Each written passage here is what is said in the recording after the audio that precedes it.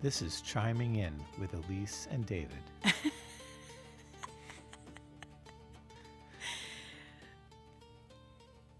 So, 28 years ago, it was November, it was this month, 1997, and I was sitting at home at my parents' condo on the Chesapeake Bay, which I wasn't really too familiar with because I didn't really live there with them. They moved there while I was away dancing, so I kind of just came home to visit there. I didn't ever live there.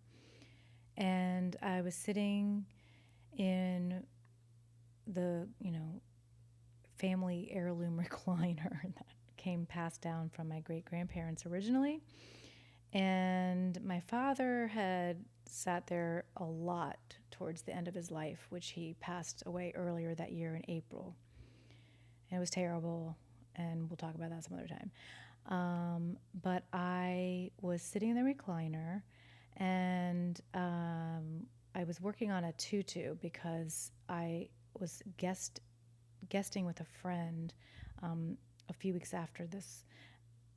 I had been hired to do a guesting job in North Carolina, in Wilmington, and I was working on my costume so that it was kind of next level sugar plum and not too plain. So I was adding rhinestones and working hard on it. The TV was on. It was the middle of the day. I'd been semi-depressed ever since April and kind of stuck at home waiting for the next audition season. Doing crossword puzzles? Okay, yes, I was doing a lot of crossword puzzles. I was getting really good at crossword puzzles. I could even do them in pen sometimes. Thank you. So, yeah, I was doing crossword puzzles, watching, probably soap operas, and sewing this costume and making a crown. I was working really hard on making this beautiful tiara. And we were borrowing it from the Virginia Ballet Theater. And, I was rehearsing a lot, but otherwise that's what I was doing. My mom, she was still working as a librarian at the Hebrew Academy of Tidewater. That was the name back then. And that was it. It was just the two of us. I had, stayed around after my father passed, and we were just kind of making our way through life. And the phone rang, I don't know, I'm guessing 1 o'clock or so in the afternoon, and I never answered the phone, even back then. Definitely not now, but definitely not now. Yeah, so I don't know. I don't even know why I answered the phone, but I did. And on the other line was David. What? And you, I don't know, the second you were like, I probably said hello, and you said, hi, Elyse, or is this Elyse, or whatever you would have said. The second I heard your voice, I feel like this is maybe a little crazy to say this actually, but I feel like the world literally stopped, like record scratch. And I can't really I've never really been able to put it into words exactly, but there was some kind of knowing, and if I could put it into words and describe a voice, it was like, there you are, or there he is, or something like that.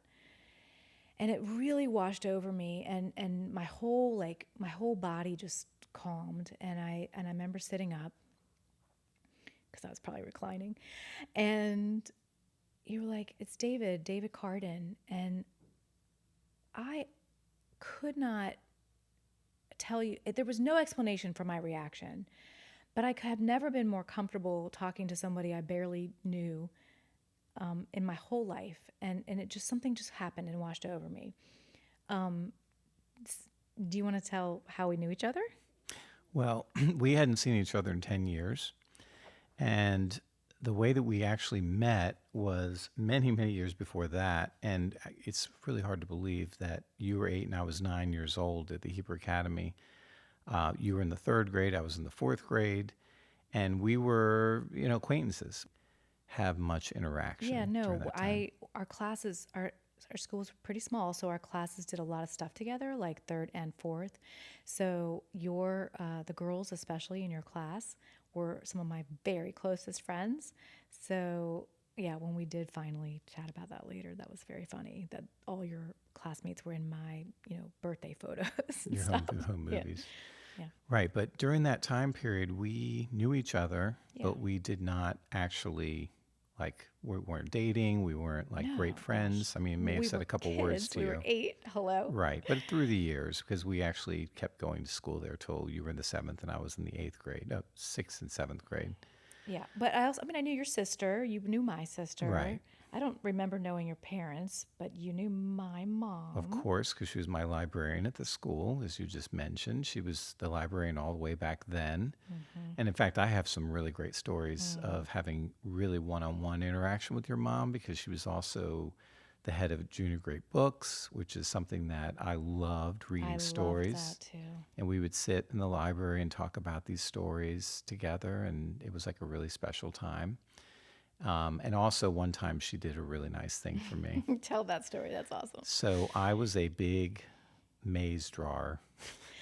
Wait, there's no chance anyone understands what you Okay, just said. so mazes, the things that you kind of start and you try to find the end point, and there's like a big squiggly thing. It looks like almost like a brain. Well, you made it like a brain. Yes. This is Anyway, actually one of my early memories of you. I remember you doing loved making these huge, long, big mazes that took up like, 4 pieces of paper. And I often did it in class when I shouldn't be in front of the teacher. And I remember one of my teachers got very upset one day that I was doing this maze and I was working on a very, very large, big one.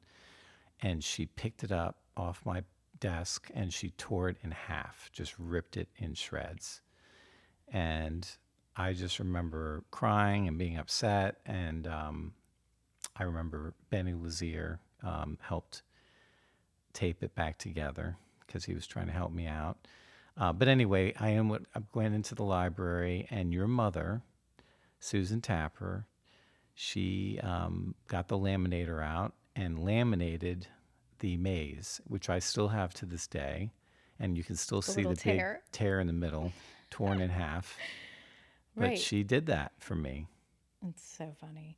Right. So we both happened to go to that school. We both happened to just transfer over to Norfolk Academy again in the same year. I was 7th, you were 8th. Correct. And I don't even know that I knew that. Like, I don't even know that I knew that was our history until we reflected back. But, a bunch of us went from the one school to the other. And again, we just kind of all knew each other. I can't say it was any more than that. I knew you I knew you liked to do acting.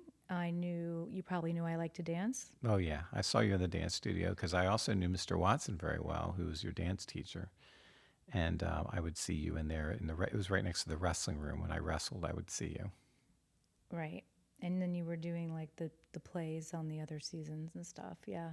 And even back at Hebrew Academy, we were probably in the little drama shows together and stuff That's like that. right. I mean, that's it. We were just all, student friends, peers. I never saw you after school or anything like that. So, because people ask us all the time, like, oh my God, did you date then? No, we did not. That's right.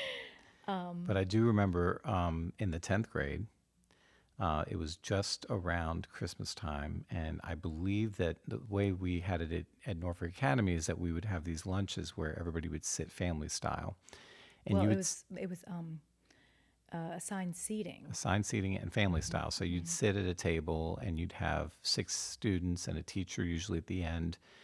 And you would just have this like time that you talk at the table, and it was for like a 6-week period.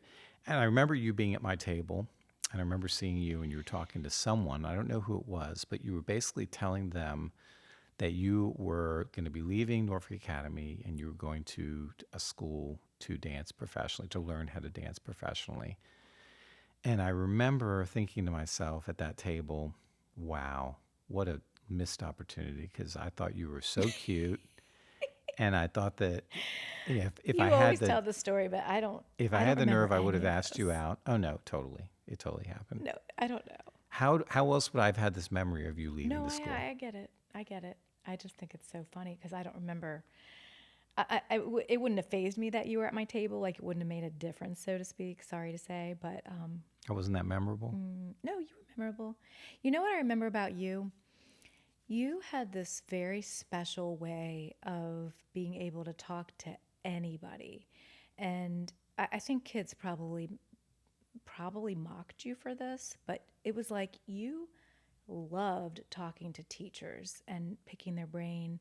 And it wasn't like to kiss their ass. It was literally to, I don't even know, inquire about their opinion about something. Or I can just picture you, yeah, like posture where you kind of sat in your hip and one leg out and kind of head tilted back, really listening. But you were always, if you were going to describe somebody's body language and say that they were curious, that's what you were. You were 100% just so interested and curious, and you still are actually to this day. I hope I've trained you not to sit in your hip anymore. Well, I try not to do that as much as possible. I bet. Yeah. So I really remember. That's about all I remember about you, and then that you were on stage occasionally too. So yeah, so I did leave to in the middle of 10th grade. I got off the waiting list at the North Carolina School of the Arts in Winston-Salem, and I left in the middle of the year and just went down there and started my dance training, more professional, next level dance training for the rest of my high school. And I lived away from home literally for the next 10 years, and minus, coming back for breaks and stuff. So In the interim for me is I ended up graduating from Norfolk Academy, going to William and Mary for 4 years, graduating from there and then going to law school and then joining a law firm. And it just so happened back here in Virginia Beach when I was volunteering to be a part of the Super Sunday Committee, which is part of the United Jewish Federation's annual campaign to raise money. I was heading that with 4 other people, and we ended up having an event at the Hebrew Academy that year. And I happened to run into your mother, who was still the librarian at the school. And I ran into the library and I started talking to her and catching up with her. And I asked about you and about your sister, Kimmy. Kimmy and I had been in a play, a musical I think together. we just called her Kim. You only call her Kimmy Kim. now because of our kids. Maybe. But anyway, we were in a play together, musical together my senior year. So I asked about her. And actually, your mom said that you were in town and that you were at her house. And so I said, wow, that's terrific. I'd love to catch up with her because I remember how adorable you were and I wanted to see what was up. And so I asked her for your number, for the number to her house. And she said, well, you can look it up. And I said, I don't want to look it up. And I'm wondering, why is she not giving me the phone number to your house, to Elyse? I should probably tell them.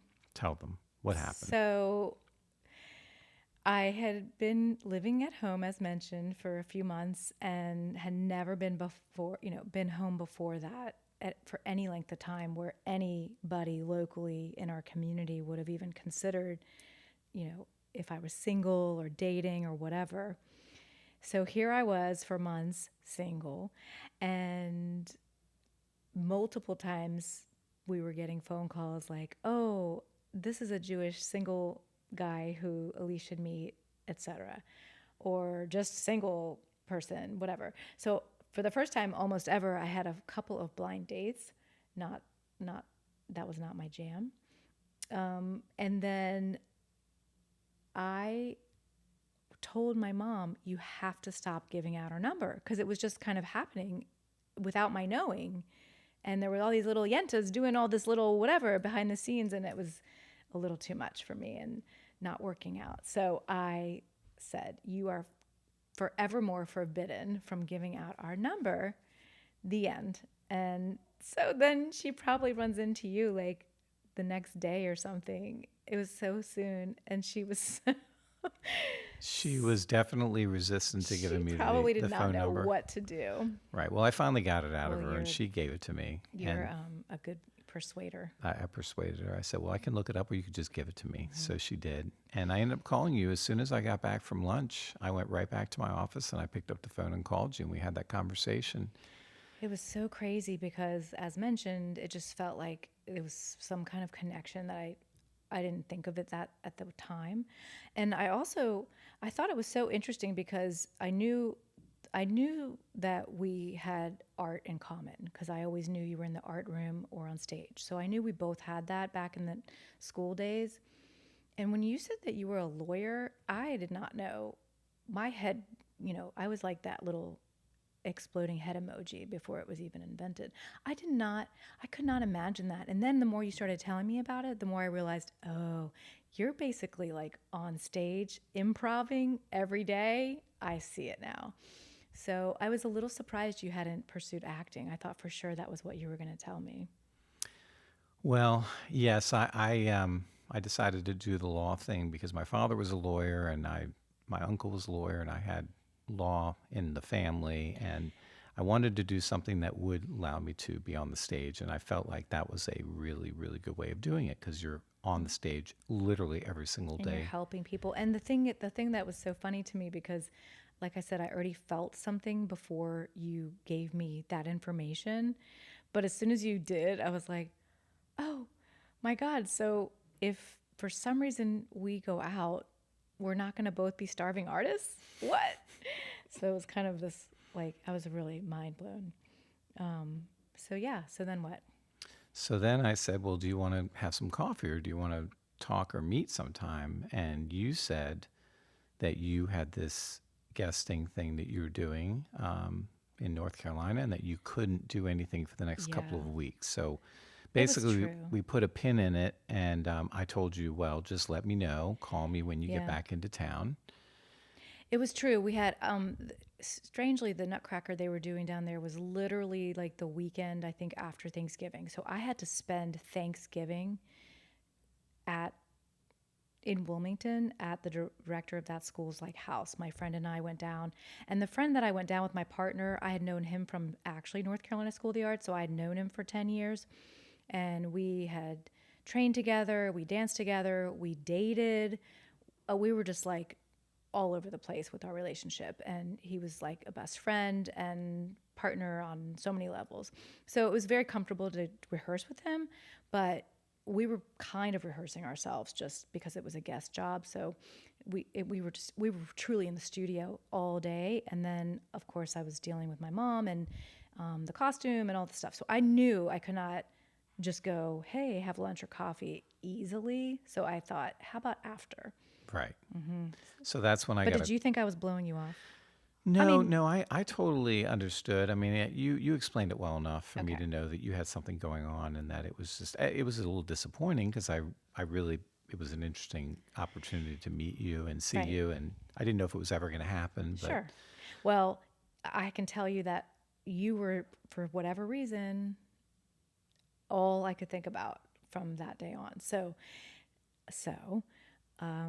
we go down to North Carolina, we're rehearsing, everything goes great, we perform, and my friend, and you know, we flirted, we did whatever. But I put the kibosh on it. I was like, I love you in all kinds of ways, but we're good. And we're doing this trip as partners and friends, the end.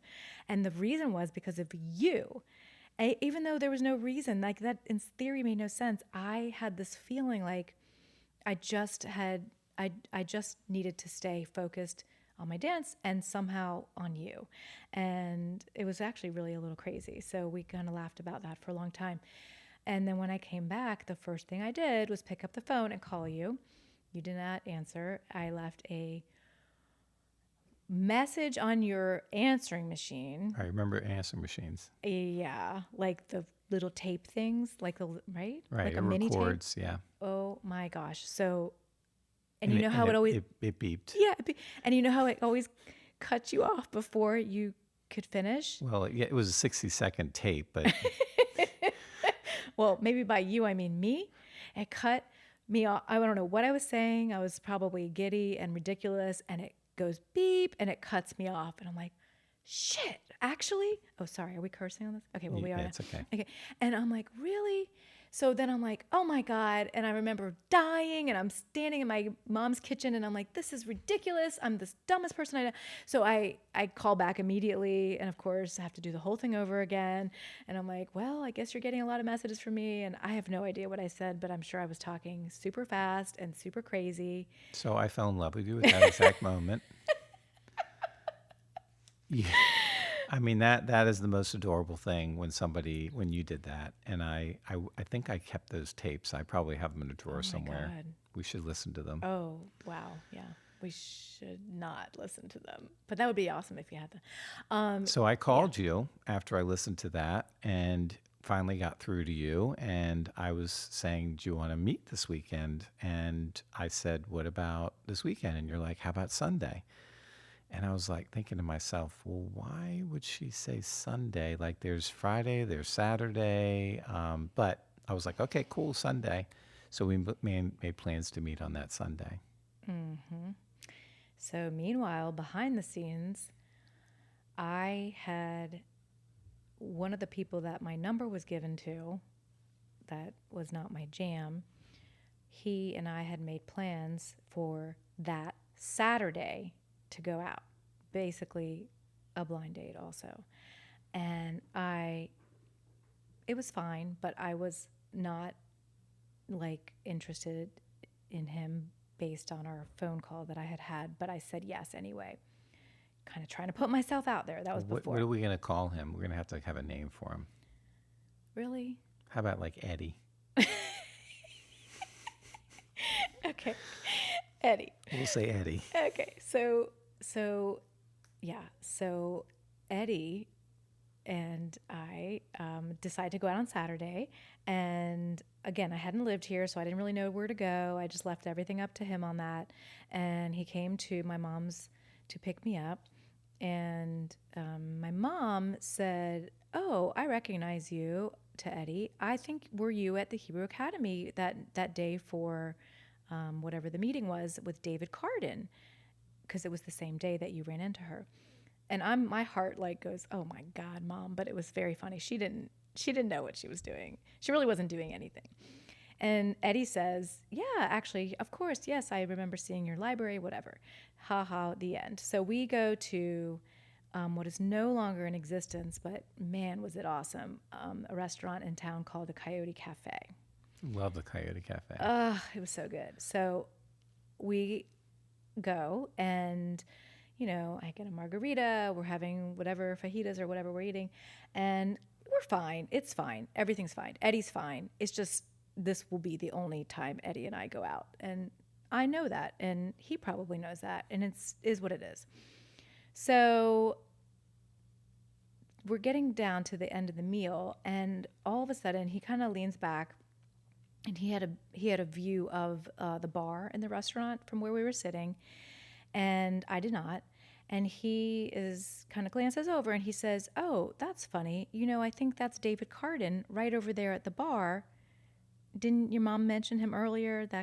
And I go white, and I was like, "What?" It was the worst news anyone could have given me. Here I have been waiting for every day since that phone call to see you. Now we're going to see you on Sunday. I'm out on the stupid date on Saturday. And now you're here. You're ruining the big moment, the surprise. You're here.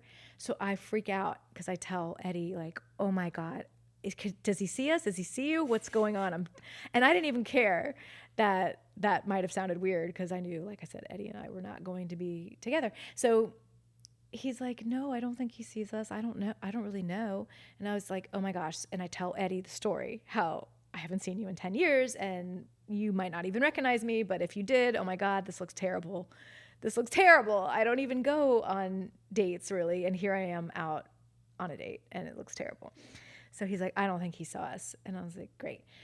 So we leave, and even though the date could have ended for whatever reason, he decides to take us to another place that's no longer called First Colony, and apparently that was like the place to go to get a nice coffee, maybe a nice dessert. It was pretty cool. So we do that. That's it. I get dropped off. The end. of course, I have to like wake my mom and tell her, like, or maybe she was up, probably she was up. And I was like, you're not going to believe what happened. This was the worst thing ever. And I tell her all about the back of David Cardin sighting. So that's that. Right. So Fast forward to Sunday. the next day, and I come to pick you up, and I walk in the door, and I say hi to your mom and you. Yeah. And we end up going to dinner. Great restaurant in town that's still in existence, Yes. Coastal Grill. Ugh, so good. And we have the best time. We talk and we reminisce and we talk about the past and we talk about everything that happened. You know, we kind of called it a catching up in some way, but the truth was we knew nothing about each other, Right. minus the years we went to school. We had friends in common. That was it. So we really did not know our history. Yeah. I feel like we probably like, and then I was born, and then I this, and then I that. Well, we also were in Richmond at the same time because I was in law school for 3 years and you were in Richmond the exact same time. We never ran into each other once, Yeah, even though we were in the same town. That was actually crazy information. Yeah, because I danced for the Richmond Ballet and was there for 5 years. I worked at some restaurants that were kind of commonplace. And yeah, for some reason, we did not ever cross paths. That's crazy. And I even went to a number of the places you went to, restaurants and that kind of thing. Yeah, it wasn't meant to be. But we went to dinner. We finished dinner. I impressed you with a bottle of wine. Well, I thought it was so cool. Yeah, because like I didn't order wine at restaurants. I didn't do anything like that. And so, yeah, you acted like you knew what wine was. Turned out That was the last time I ordered a bottle of wine. you did not really drink wine and did not know what you were doing. But at the time, I thought it was so cool. Like it was dreamy. Like, oh my God, we're like grown-ups. That's right. Yeah. So we walk out of the restaurant, and I'm asking if you wanted to go get some coffee, and I suggest First Colony, where you had just gone the night before. Yeah. So let me just explain that we like step by step left the restaurant. We go out to the car. You open the door for me. We're talking about where we're going. I go and sit down right in the seat, right as you're saying we could go to First Colony. And I say to you, if you can picture that timing, oh, I was just there last night. Because I also kind of had it in my head, like I really didn't want to like hide anything from you. I just wanted everything to be really authentic and honest. And I was a little worried that maybe you did know I was there. So I was kind of fishing. And you say, oh, were you there with Eddie? And you close the door to the car. So, of course, the answer is I did see you the night before. I was at the bar having dinner by myself with no one else, having a solo meal because nobody would go to dinner with me on Saturday night, only Sunday night. So I was at the bar. You tried other people? No, I'm saying I was going out with you, not anybody else. So I was by myself on Saturday night. So I went to Coyote Cafe, one of my favorite restaurants. And I saw you, and I hadn't seen you for 10 years. So You knew it was me? I knew it was you, and I knew Eddie. God. And I was like, Oh, God. what is going on here? But I didn't want to embarrass you, and I would have probably normally walked over to people I knew, but I didn't. For sure. I scooted out of the restaurant, out the side door or whatever, just so that I didn't have any interaction with you. But Dead. I thought was dead. it Oh was my a God. perfect opening when you said that you'd been at First Colony the night before. You assumed that was with him. Well, of course I knew it was him because Well, you weren't I'd there. seen you at dinner. So that's when I said his name, and it was the perfect mic drop moment. I felt really good shutting that door and giving you, what, about 7-8 seconds to think about it? It was like time stopped, and I had the like crossroads of my life. It was like I was dead. I died, and it was like God was like, you can go this way, or this way. This way, you're gonna make up a whole story. This way, you're gonna. I don't even know what I was gonna do. I had no time to think, and all I kept thinking was, you said to yourself, no games. That's all I kept hearing. No games. No games. No games. Be honest. Well, I remember getting into the car. What were you doing walking around the car? I Dying was laughing? thinking, yes, I just got her. But when I got in the car, you immediately I like went freaked to out. 10. You're I like, know. oh my gosh. I And you're like, did. you're slapping me and you're like, and you can't even believe this. Went to dinner with Eddie and And I didn't really I want didn't to. really have a great time. And like I'm having tonight, like I told you it everything. was awesome It was. because I felt the same way. I felt so good I about, remember you just like listened to me and watched me freak out, and then you looked at me across the car, and you're like, "Well, I am so glad to hear you say that because I was wondering why you were on a date with Eddie and not me on a right, Saturday night." right. I'm like, well, there has to be a story behind this, but that's so we ended up driving, and I was like, "Well, we're not going to First Colony. We'll go somewhere else." And I ended up taking you to another landmark in Yeah, it's Virginia not here Beach, anymore. the We will Jewish miss Mother. it. The Jewish mom. Which, if anybody knows the Jewish Mother, this is a nightclub type feeling, very dark Well, inside. only at night. Otherwise, it's like a family Yeah, place. yeah, but at night it was dark, and they have this really cool things of giving you crayons that you could write on any surface, the walls, the tables, anywhere. So they had that really, really cool, like eclectic look inside, and they had like bands playing, and they had karaoke night sometimes. Do you know this? I probably was only ever there like one other time, maybe my whole life, because of just my life. We weren't, I just didn't have time. We just didn't do that. Right. Isn't that crazy? It is So I great. barely had been there. Crazy. It was like really popular place It too. was popular, and they had, like matzo ball soup and stuff, so you Yeah, could it was really have some cute. good food. It was cute. So we go there, and I remember you parked right in front. It was like oh, did everything I? was like The meant to be. spot Yeah, opened or up. whatever, wherever you park, whatever it was like easy. I remember going in there, and it was karaoke night, so I started. Did you know that ahead of I time? don't think I did The because I reason I wasn't even ask planning on going because there. you are a singer who goes and seeks out karaoke night, and especially back then, that was all you did once we started dating. Well, I did like singing in public, and I didn't quite have this set up in my house like I do now. Yeah. So we end up going inside and finding a table, and I end up putting my name in the hat to get up on the stage, and that And was a what really did you fun sing? night. I sang "Please Come to Boston." Fun fact.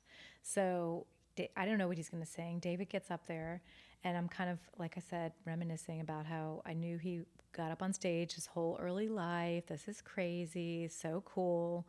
And he starts singing "Please Come to Boston," which is, I don't know. Do you know? I mean, It's by Dave it's not a Loggins. very popular song, maybe. I don't know. But I happen to know the song very, very well by a different singer. So this other singer, Jacko Pierce, sings it a little differently. And a friend of mine from School of the Arts had seen Jacko Pierce live, I believe, and loved him and sent us a CD or whatever back then of it. So I had this whole CD of Jacko Pierce, and that was one of the songs, and I loved it.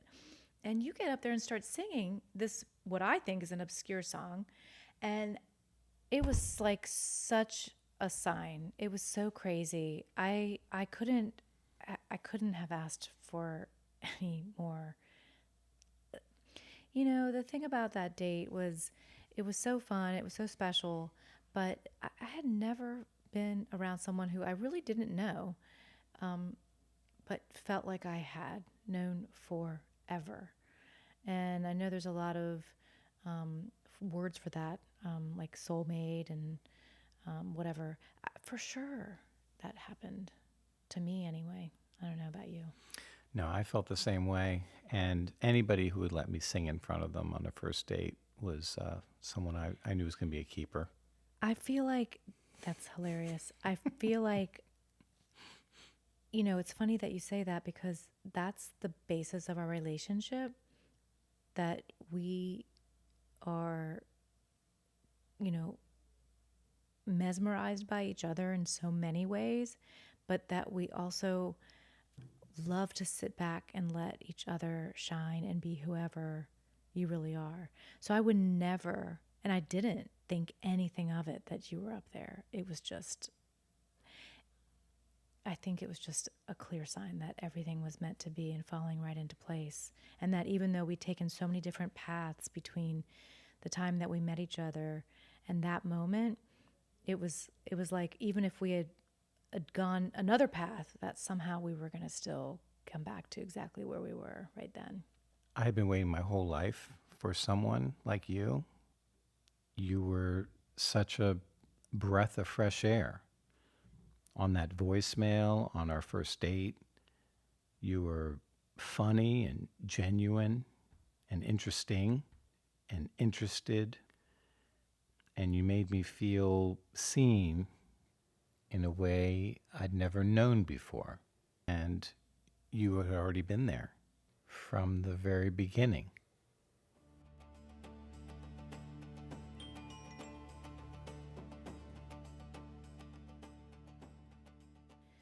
So Thanksgiving's coming up. I think we should, kick off our first episode bringing some Thanksgiving nostalgia into play. So, what do you remember about Thanksgiving growing up?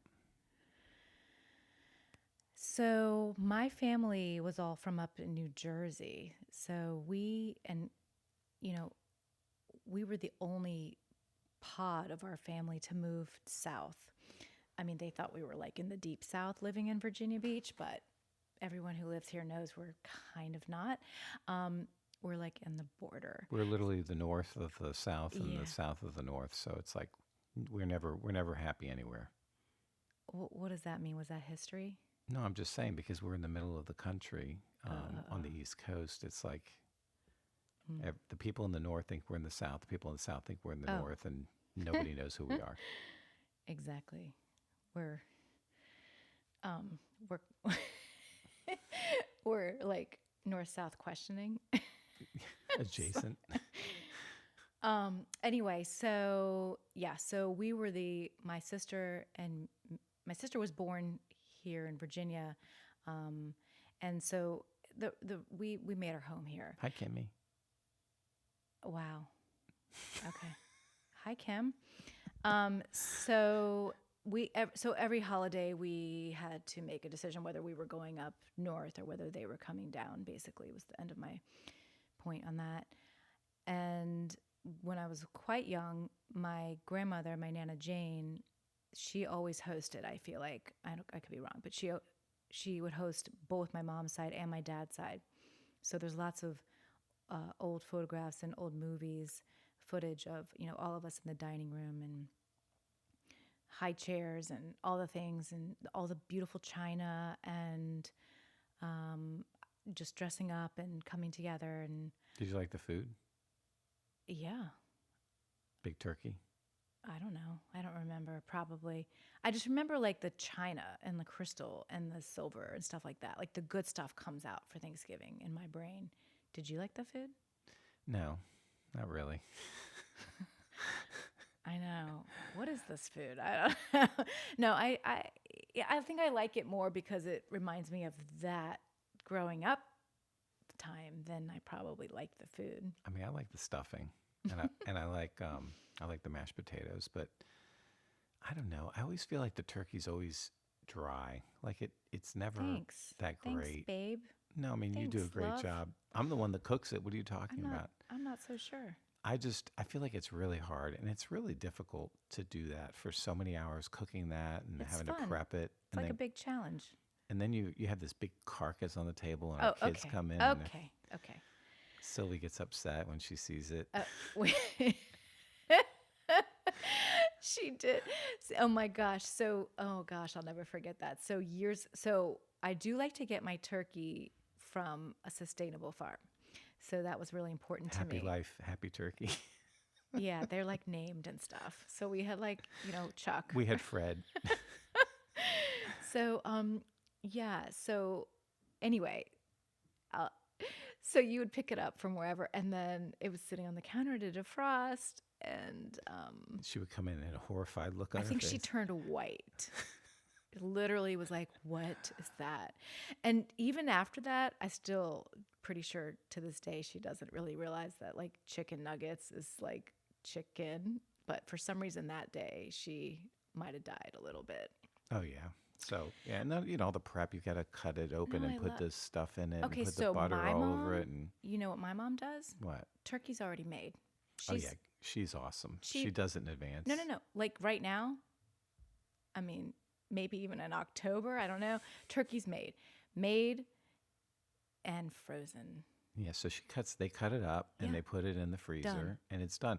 But you still have to go through the process. They just spent the 6 hours doing it a different day than on Thanksgiving.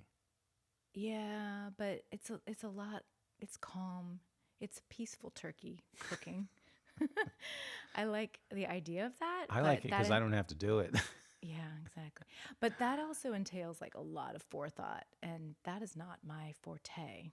No, we like to do it the last minute, the morning of. We're like, oh, do we put it in? Oh my gosh, I guess Thanksgiving is going to start at 9 o'clock tonight. Well, I think that's why I ended up making a tradition of like a big, cheese board situation, which I think I'm known for now amongst our friends as sort of the cheese board Guru, professional. right? Which I don't know if I really feel good about because really all we're doing is putting cheese and crackers and fruit and stuff on a plate. But for some reason, everyone thinks it's amazing. That I love putting out. So there's like a big harvest and a big feeling of a feast all day in our house. So and maybe like a pot of soup on the stove. Like, Yeah, football game on the TV. well, that's what I was about to tell you. So that was my nostalgia growing up, was not just the travel, but also the Parade. Macy's Day The Parade. Okay, so I do remember that. Okay, good. I loved coming downstairs at what does it come on at, like 9 Eastern or something, 9 a.m. I don't know.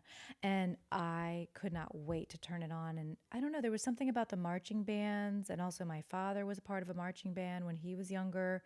And other than that, I really didn't have any affiliation with one. So I think he liked watching that too. I don't know what it was about the parade, but those huge, massive floats or whatever they're called going through the buildings, there's just something magical about that, or there was when I was a kid. I don't know. I'm still pretty mesmerized by it. I can't get our kids to think the same way. They kind of think I don't think they think it's that cool.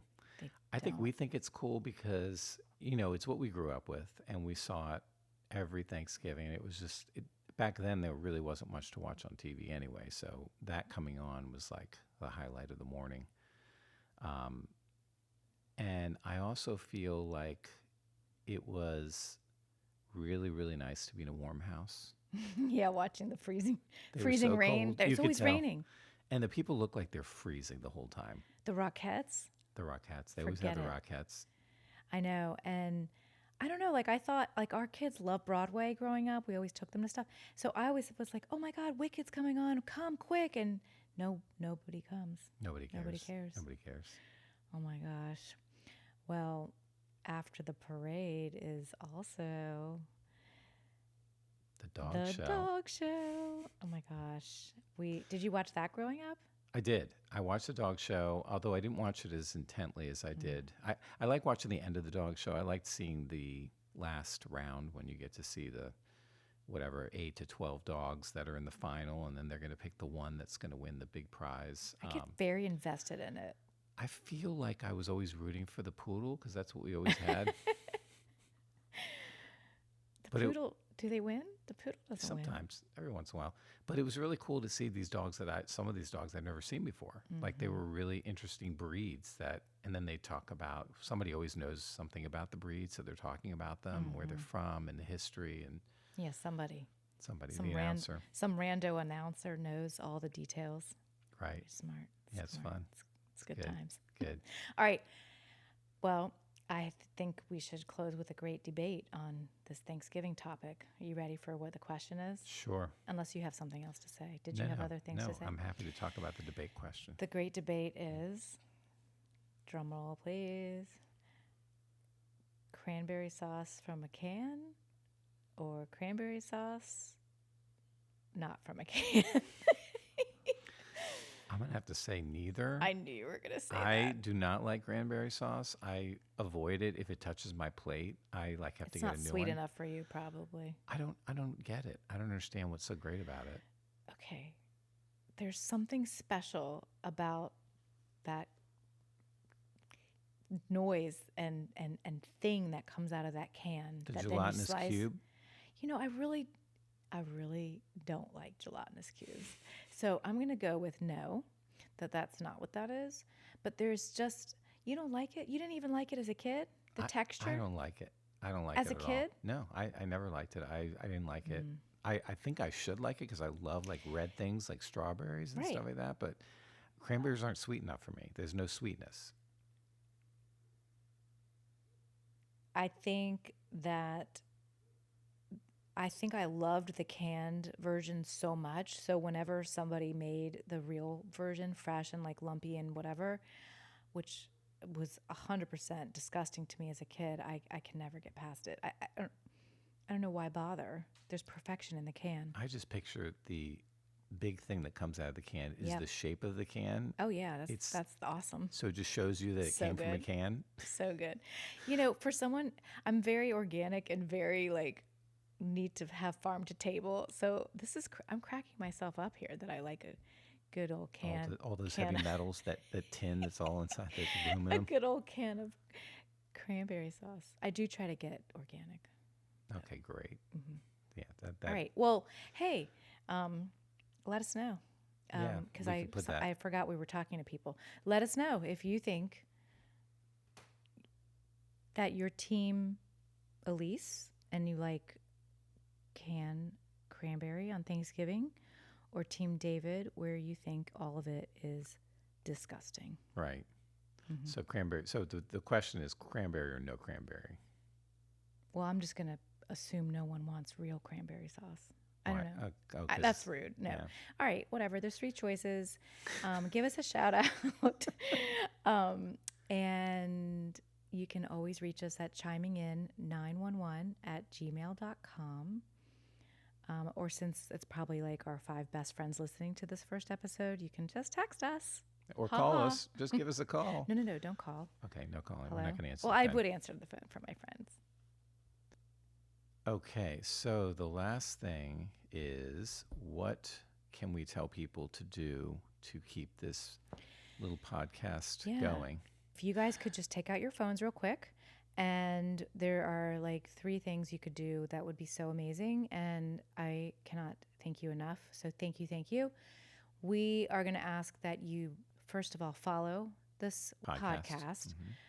Subscribe and follow is a really important thing. So thank you for doing that. So easy. You can write a review if you want to, but that's when you're not driving and stuff. But otherwise, tap the 5-star button. It would be amazing. And believe it or not, one of the most important things that we would love for you to do is to actually just text, share this podcast with someone. So since it's, just the few of us here today, how about share it with like your kids or something, just so that the share button works and the algorithm works. And then obviously come back and listen to the next episodes. We have a couple other things coming. We're going to drop all these at the same time, so you're going to get some real food for thought in the next couple episodes. That's right. We had so much fun. Yeah, fun. Like the Indigo girls say, thanks, y'all. That's right.